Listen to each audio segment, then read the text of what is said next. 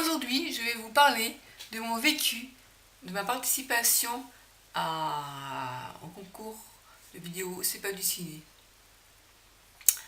En 2009, l'UNICEF a organisé, dans le cadre de sa campagne pour faire connaître la sclérose en plaques et obtenir de l'argent pour son association, hein. L'UNICEF, c'est l'Union nationale, je sais plus, bref, je vous mettrai en lien vers leur site. Donc, à l'époque, j'avais un site qui s'appelait chocolat.net, je crois. C'était en fait le site où j'avais parlé de mon élevage de chat persan. Et puis, quand j'ai arrêté l'élevage, j'ai témoigné sur la maladie. J'avais commencé à mettre des vidéos sur YouTube. Et j'avais obtenu je ne sais pas si c'était un mail ou directement, ou bien un message sur mon livre d'or, où la personne qui cherchait à faire connaître ce concours de vidéos m'avait dit: vos vidéos mériteraient de gagner en visibilité. Participez au concours C'est pas du ciné. Et ça m'avait fait bizarre, quoi, et je me suis dit: bah oui, attendez, ça fait depuis des années que j'essaie de faire comprendre aux médecins que j'ai quelque chose et qu'ils me disent non, c'est dans la tête et tout. Pour une fois, on me donne la parole et on me croit et on me donne la parole. On me dit: participez, témoignez. Donc je dis: ok, allez, on y va. Donc je me suis informée, en fait, c'était en 2009, c'était faire une vidéo sur comment on voit la sclérose en plaques, en fait. Donc j'avais fait une vidéo qui s'appelait Mystère, et j'avais pensé à la publicité Papa, comment on fait le bébé? Papa, c'est quoi cette bouteille de lait? Et moi je me suis dit: neurologue, vous croyez qu'un jour on pourra en guérir? Bon alors, c'est quoi une poussée, docteur? Alors, une poussée, et puis j'expliquais ce que c'était qu'une poussée. Et à la fin, c'était, dans cette maladie, il y a beaucoup de questions, mais pas beaucoup de réponses. Voilà.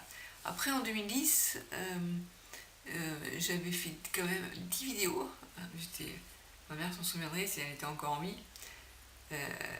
Il fallait vraiment que j'essaye au maximum de faire comprendre ce que c'était ce que j'avais vécu, en fait. J'avais un grand soif d'arriver à exprimer tout ça. C'était vraiment une souffrance pour moi, toutes ces années d'errance médicale. Voilà. Et si j'en parlais autant, c'est parce que voilà, c'était vraiment une souffrance. Et donc pour une fois, on me donnait la parole, et cette année-là, c'était rejouer une scène culte d'un film, plutôt, rejouer une scène d'un film français, ou autre d'ailleurs. Donc là, j'avais choisi Le Père Noël est une ordure. Et ça m'avait été inspiré d'un rêve, d'un cauchemar, je sais pas, où c'était la sclérose en plaques qui m'appelait au téléphone. Voilà, c'était un peu l'idée. Donc j'appelais: comment ça, c'est la sclérose en plaques qui m'appelle au téléphone? Ça vous suffit pas de faire pas l'équilibre, mais je me genre toute fatiguée avec moi, Félix. Bref. Et j'étais bien éclatée, ma mère aussi. Et je me souviens que c'est elle qui m'avait aidé à m'habiller. Comme j'étais habillée comme ça, je dis: oh punaise, maman, on attend tout de suite parce que là, on ne pourra pas recommencer ça. Et c'était vraiment. Ça m'a apporté beaucoup. Bon, je finis. Après, en 2011, c'est la dernière fois où il y a eu une campagne comme ça, où on participait. On avait demandé aux patients de participer, mais à tout le monde, il n'y avait pas que les patients qui pouvaient participer, les gens non malades aussi. Et il y a eu une très belle vidéo qui ont été proposées d'ailleurs. Et en 2011, j'avais fait une vidéo.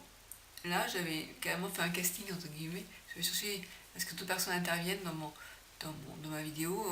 On avait tourné dans un bar à Montpellier. Enfin, j'avais fait des recherches, des démarches pour trouver un bar qui accepte de recevoir.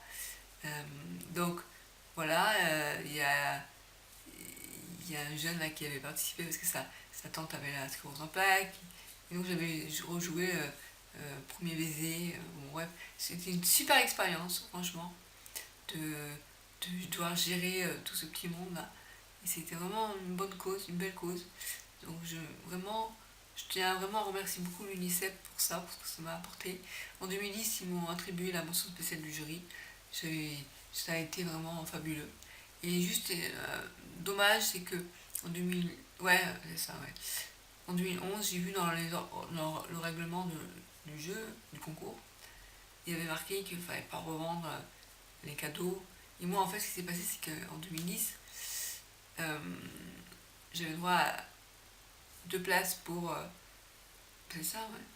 Pour la Malou-les-Bains, pour une cure. Et c'était prévu que mes parents y aillent. Parce que moi, en fait, j'ai des problèmes digestifs, des problèmes pour m'alimenter à l'extérieur de chez moi, donc j'avais dit, ce sera mes parents. Et mes parents avaient, voilà, ils devaient y aller. Puis à ce moment-là, on a eu la chaudière enfin, il y a eu un problème de chaudière, on avait plus d'eau chaude, plus le four et enfin, la pelle du cuisson qui a lâché, enfin bref, c'était un peu compliqué. La mère a dit, je pars pas. Je te laisse pas tout seul là-dedans, sans eau chaude et tout ça. Donc on a dû annuler. Du coup, j'ai dit, c'est dommage, quoi. Il faut que je fasse profiter quelqu'un. Et j'avais dit, en échange, en fait, je voulais pouvoir me payer des massages pour éviter les problèmes, enfin, pour réduire les problèmes de douleur. Et donc j'avais mis en vente cette place. Et c'était pas du tout, enfin, volontairement. J'aurais préféré que mes parents en profitent. Mais c'était pour pas les perdre que j'avais proposé. Après, j'aurais pu les donner, mais au final, bon. Voilà, et donc j'ai été un peu déçue qu'on ait pensé que j'avais voulu me faire de l'argent comme ça. C'était pas du tout le cas. J'ai dit juste que je voulais pas perdre ces places, quoi. Voilà. Donc voilà, je tenais à dire ça. Hein.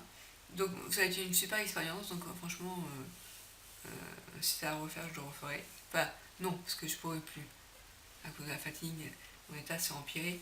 Mais je tiens vraiment à remercier, je sais plus comment il s'appelle, le président de l'UNICEF pour ce que ça.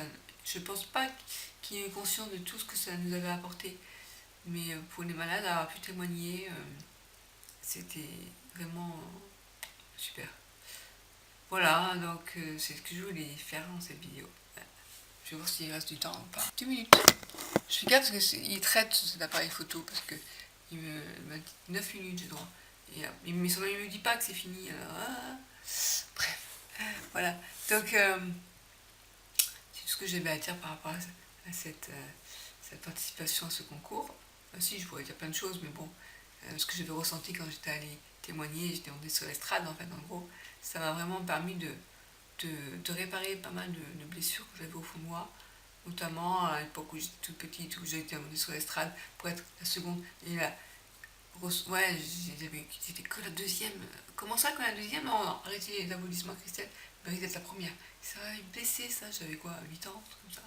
Et puis après, là, qu'on me donne la parole pour parler sur la maladie, quand en fait, on me croyait, on me disait, vous avez des choses à nous dire, quoi, à nous apporter. Et ça, c'était fabuleux, quoi. Et donc, c'est pour ça que j'ai fait autant de vidéos, pour ça que j'ai un blog où je témoigne, où j'ai une chaîne YouTube. Voilà. Il y a vraiment cette envie de faire comprendre aux gens ce qu'on vit quand on a la sclérose en plaques. Et oser dire sa souffrance, c'est pas évident. Voilà. À demain pour la prochaine vidéo.